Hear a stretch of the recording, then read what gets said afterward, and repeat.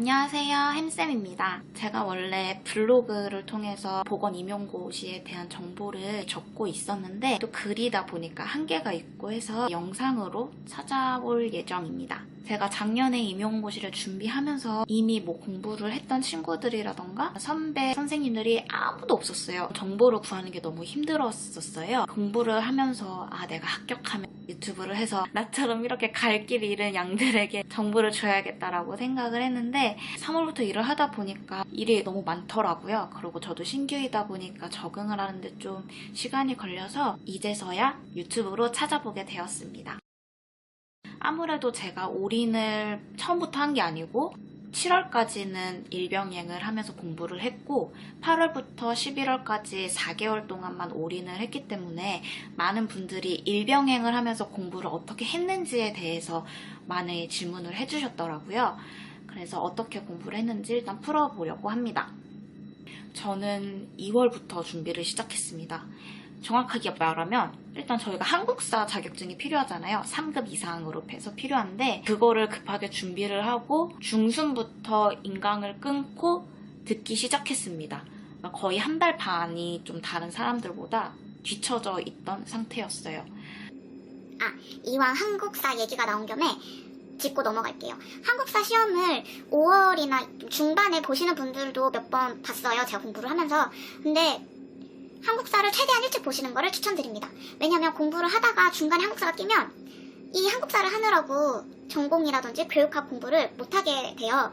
근데 이 공부가 사실 조금이라도 계속 유지를 하는 게 상반기에는 중요한데 이걸 못하면 다시 처음부터 하게 되는 불상사가 일어날 수 있게 됩니다. 왜냐면 상반기에는 나만 그런 게 아니라 모두가 다 그래요. 모두가 다 뒤돌아서면 분명 공부했던 부분인데 까먹거든요. 근데 한국사를 준비하면 최소 일주일을 준비하거든요. 저 같은 경우에도 일주일을 준비했었고 근데 일주일 동안 한국사에만 쏟다 보니까 다른 걸 아무것도 못해요. 근데 사실 임용 공부는 내가 어저께 했던 공부도 오늘 일어나면 까먹는 게 임용 공부인데 일주일 동안 그 공부를 못한다면 정말 어마어마한 후폭풍이 있겠죠? 일주일을 공부 못했는데 체감하시는 거는 막 내가 한 달, 두 달 못한 효과를 경험하실 수가 있습니다. 그래서 최대한 한국사는 내가 볼 수 있을 때 빠르게 보시는 걸 추천드립니다. 한국사를 아직 못 하신 분이라면 한국사 공부 기간을 최대한 짧게 잡으시고 한국사 공부를 하면서도 하루에 3, 4시간 정도는 전공과 교육학 공부를 꼭 하시기를 권유드립니다. 다시 전공 공부로 돌아와 볼게요. 2월 중순부터 시작을 해서 느리기도 했고 일병행을 해서 시간이 많이 없었어요. 그래서 공부 시간을 최대한 효율적으로 활용하는 게 저의 전략이었습니다. 공부를 할 때 집중하기가 어려운 환경이에요. 저도 온전히 5시간 온전히 공부에만 집중을 할 수 있었던 환경은 아니었어요. 혼자서 공부를 하는 시간이 사실 제일 중요하잖아요. 근데 그 공부를 할 때는, 그러니까 복습을 할 때는 일을 하면서 하면은 자꾸 일이 들어오기 때문에 흐름이 끊겨요. 인강은 근데 이제 중간에 스탑했다가 내가 다시 그 전으로 돌려서 볼 수도 있기도 하고 잠깐 일시정지했다가 들어와서 하면은 그게 쭉 이어졌기 때문에 저는 일을 하러 갔을 때는 인강을 최대한 들었습니다. 이론 강의가 정말 길잖아요. 하지만 인터넷 강의를 들으면 배속의 개념이 있기 때문에 저는 항상 최소 2배속 이상씩 해서 들었어요. 남들은 직강 가서 8시간, 일주일에 2번이면 16시간이겠죠? 근데 이게 나에게는 8시간으로 확 줄어버리는 이런 효율적인 효과가 나타나게 됐습니다. 아무래도 임용고시가 혼자서 공부하는 거다 보니까 해이해지는 경우가 많아요. 주변에 공부하는 사람들을 볼 수가 없잖아요. 그래서 특히 더 해이해지기가 쉬워요. 그래서 저는 이런 문제점을 스터디를 통해서 극복을 했는데요. 전화 스터디를 구했습니다. 이때 스터디를 한 거는 진도를 늦춰지지 않기 위한 스터디였어요. 예를 들어서 5월 26일에 강의가 올라오면 다음 주에 5월 26일에 올라온 강의에 대한 부분은 스터디를 같이 하는 식으로 했었어요. 그래서 전화로 스터디를 할 때는 사실 중요한 게 자기 혼자 복습하는 시간도 중요하지만 그 복습한 내용을 꺼내는 게 중요해요. 왜냐면 임용시험은 내가 직접 써가지고 심사위원들을 설득시키는 시험이잖아요. 그래서 그거를 말로 꺼내고 인출하는 게 중요하다고 생각해서 이제 전화 스터디에서 인출하는 걸 주로 연습을 했습니다. 스터디하는 거는 남들 하는 스터디랑 비슷했던 것 같아요. 그냥 질문을 제가 먼저 던지면 상대방이 거기에 대한 답변을 하고 만약에 제가 생각했을 때 그 답변이 부족하다던가 아니면 그 답변이 틀린 답변이다 라고 하면은 제가 이제 다시 보완을 해주면서 저도 말할 수 있게 하고요. 그리고 그게 끝나면 다시 반대로 그분이 저에게 질문을 하고 제가 답변을 하고 서로 번갈아 가면서 질문을 했고요. 근데 상반기 때는 중요한 내용을 다뤘어요. 뭐 세세한 내용을 다루지 않았고 세세한 내용까지 할 수가 없었어요. 왜냐면 나의 머리는 한계가 있기 때문에 중요한 내용만 해도 잘하고 있는 거예요. 그래서 큼직큼직한 부분, 뭐 강사가 중요하다고 생각했던 거라던가 아니면 내가 생각했을 때 다들 공부해 보셨으면 알잖아요. 딱 봤을 때 중요한 부분이 보여요. 그럼 그 부분에 대해서 질문을 한다던가 이런 식으로 진행을 했고요. 차수령으로 답변을 하게끔 질문을 했어요. GERD의 병태생리에 대해서 말해보시오라고 하면은 병태생리에 대해서 쭉쭉쭉쭉 순서대로 설명을 하는 식으로 얘기를 했었습니다. 일주일에 한 번씩 평일에는 인강 진도를 따라잡기 위한 스터디를 했고요. 주말은 또 나눠서 다른 스터디를 했어요. 토요일, 일요일, 월요일은 카톡을 통해서 스터디를 진행했는데요. 저희가 전화 스터디는 2월 중순이었기 때문에 학교 보건 파트부터 같이 스타트를 했고요. 이제 지역 사회 간호학이 사실 임용에서는 가장 중요하고 가장 배점이 높고 가장 문항수가 많이 나오는 부분이잖아요. 그리고 가장 어렵기도 하고 성인이나 아동, 모성 이런 부분은 저희들이 임상에서 일을 하면서 많이 접하는 부분이라서 그렇게 어렵진 않은데 지역이 정말 어려워요. 지역 사회 간호학에서 점수가 많이 차이가 나기도 하고요. 그래서 지역사회 간호학이 중요하다고 생각을 해서 저희가 토요일, 일요일, 월요일에 복습 스터디를 했습니다. 물론 저에게는 복습 스터디는 아니었어요. 왜냐면 저는 지역사회 간호학을 아직 인강을 안 들었기 때문에 1월달 강의와 2월달 강의를 같이 나간 거죠. 평일 전화 스터디를 위해서 2월달 학교보건 파트 강의를 들었고요. 토요일, 일요일, 월요일 스터디를 위해서 1월달 지역사회 간호학을 들었습니다. 제가 2월 중순에 시작을 했는데도 3월 달에 진도를 다 따라잡았어요. 혹시 저처럼 늦게 시작하시는 분들은 처음부터 하는 것도 좋지만 저처럼 아예 요일을 나눠서 따로따로 진행하는 것도 하나의 방법이에요.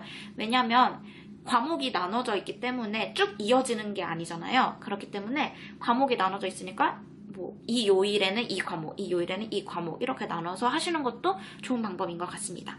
카톡 스터디는 거의 10문제 정도 했던 것 같아요. 카톡이다 보니까 따로 시간을 정하지 않았어요. 주말에는 주로 저는 데이트를 하러 갔는데 데이트를 하면서 충분히 풀 수 있었던 문제들이었습니다. 못 푸는 문제들은 다시 그분이 피드백을 해주셨고 저도 마찬가지로 그분이 못 푼 문제는 피드백을 해드리는 식으로 진행을 했었습니다. 그러면 이제 5월, 6월 강의로 들어가 보겠습니다. 지금까지는 1, 2, 3, 4월 이론 강의에 대해서 말씀을 드렸고요. 5월, 6월은 강사마다 다르긴 한데 제가 들었던 강사분은 4월까지 이론 강의가 끝났고 5월, 6월에 이제 기출 분석 강의를 들어가셨어요. 사실 인강을 들었다가 별로 도움이 안 되는 거예요. 저랑 같이 전화 스터디를 하셨던 스터디원 분도 똑같이 생각을 하셨던 거예요. 스스로 복습하는 게 훨씬 더 효율적이고 낫겠다 라고 생각을 해가지고 저희 둘 다 인강을 스탑을 하고요. 밀리면 안 되니까 인강에 올라오는 진도만큼 따로 공부를 해서 전화 스터디를 진행했어요. 그 전에 진행했던 대로 똑같이 진행을 했고요. 이제 토요일, 일요일, 월요일 카톡 스터디는 계속해서 나갔어요. 왜냐면 이제 2월 달부터는 지역사회부터 시작해서 쭉쭉쭉 하고 있었고 4월까지 학교 보건 파트까지 이제 카톡 스터디로 완료를 했어요. 그래서 5월, 6월일 때는 성인 파트를 카톡 스터디로 돌리기 시작했습니다.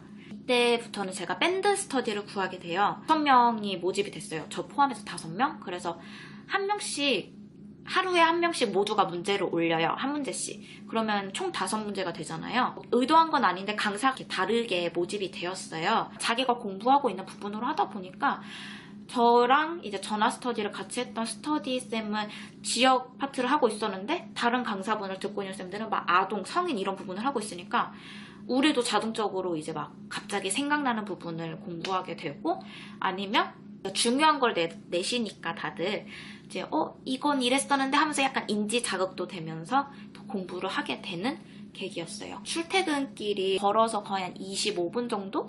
그동안 이제 밴드 스터디고 답변하면서 가면은 이미 도착해 있고 밴드 스터디도 끝나 있고 굳이 시간을 내지 않아도 이 스터디를 하면서 복습도 할 수 있었던 거죠.